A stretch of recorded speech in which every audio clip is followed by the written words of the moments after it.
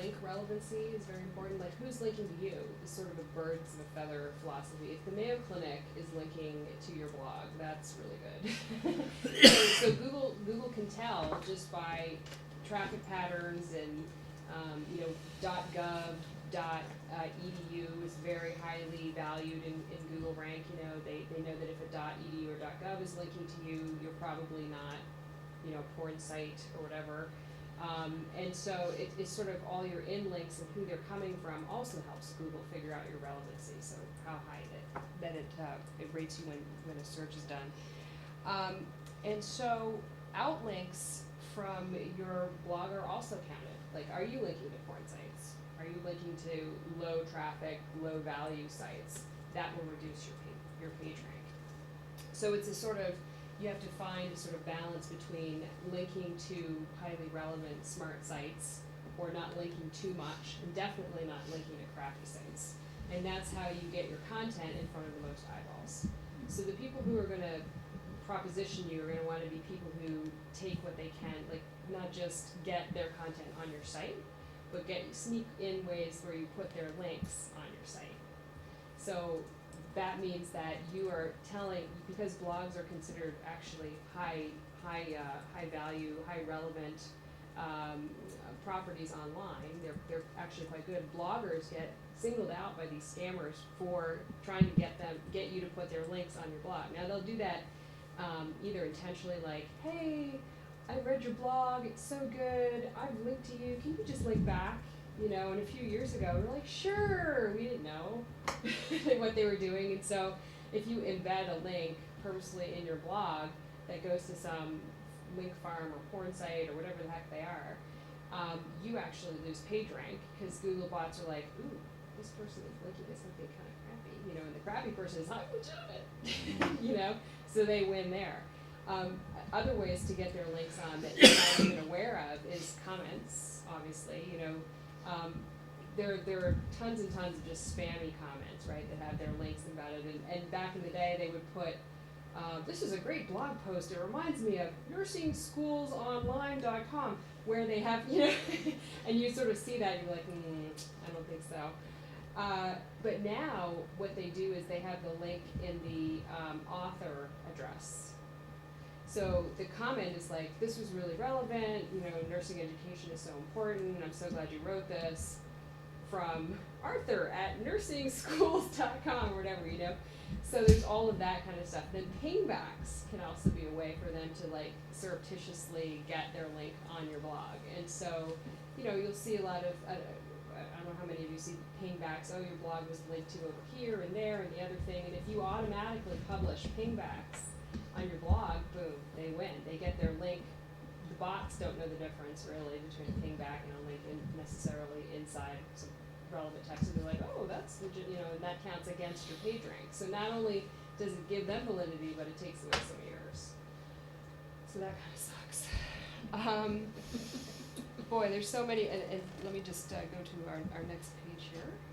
Well, basically that, one of the concerns I have about that as a health blogger is people, for better or for worse, do look at me as a physician on the internet and give me a certain amount of either credit or hate for that. And if I allow my name and my brand to be used to, promote goat porn or whatever, it's always the goats. I've not only diminished my message, but I think I feel like if I allow my interaction to be corrupted by commercial interests that I don't either, commercial interests in general, or I think I've crossed an ethical boundary that basically destroys my message. Absolutely. Some other things to think about as a blogger, or if you are presiding over any online content. Do you know that there are mirroring sites where your entire website can be mirrored and copied? This happens daily to WebMD. Can you imagine? In China, they have people in China that copy all of WebMD, and they have an entire team of legal professionals that just go around finding these mirroring sites and getting them to come down. And it's amazing. Now, if you had a URL, maybe you had a blog and then you just stopped writing it and it's just sort of, you maybe let your URL expire on GoDaddy or whatever, guess what? Someone can now buy that site and through the cache system, they can get all your old content. And then, so now, if a spammer or one of these unscrupulous types who want to, get links on different people's sites to point to them for relevance and then get their search up and then just sell ads around some fake site, they can take all your old stuff that you let expire, use the fact that, there's sort of original looking content there and start selling ads around that. So you have to be careful, like, your content never really dies, it's like if you let your URL expire, someone else can take it and then start using it for nefarious purposes, so that's kind of depressing. Spammers can also use your website as a base to launch spam emails, so that people are more likely to open the email if they think it's coming from you. And the way they do that is, you've seen CAPTCHA as a sort of, type in these letters to make sure you're human or whatever, and then it allows you to comment. Well, if you don't have CAPTCHA on the email this share function on your blog, they can go in and basically co-opt that email this function so that when someone tries to have something emailed from your blog, they can steal their, they can steal their email address and start sending them stuff as if it's from you forever. So people steal people's personal email accounts and make it seem like it's coming from your blog that way, so just keep that in mind. And so that is pretty much behind a lot of the propositions that you'll receive as a blogger. It's, please link to me, or would you insert this link, or, automatically trying to do that when you're pingbacks, or, with the CAPTCHA thing and all that stuff. And I guess the more societal cred you have, like PhD, doctor, something like that next to your name, the more valuable hijacking your content might be. But I don't think the bots know you have a Bots don't know PhD, but they can tell that you are being linked to by other high value properties, and that's probably how they figure it out. And then this is sort of interesting. I have a friend who's a developer, and he calls there's a whole social engineering scams. I don't know if you've heard. I've never heard that term before, but social engineering scams refers to anything where people use relationships or perceived relationships to get personal information out of you that you didn't really want to give or didn't realize you were giving. So sometimes that's called phishing, P-H-I-S. So they'll get you to volunteer personal information, like there are sites where they take a screenshot of your bank webpage, and so it looks exactly like it, and it'll say enter your username and password, and so you do, and then it says didn't work, and so what do you think?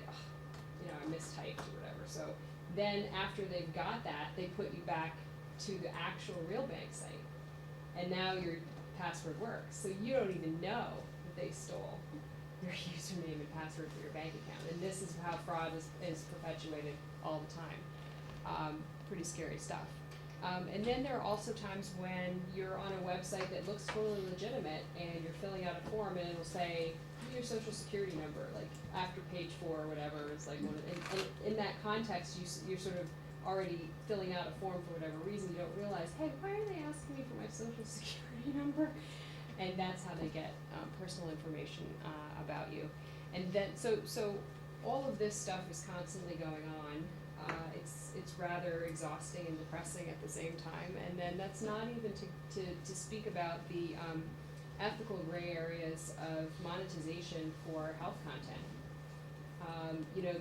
They say that this age of the internet has made everything so much more transparent, but I find it to be much less transparent than ever before. I mean, many years ago, you would have a journal with an advertisement for a pharmaceutical company in the journal, and you would know, okay, that's Pfizer, they want me to prescribe their drug, I get it.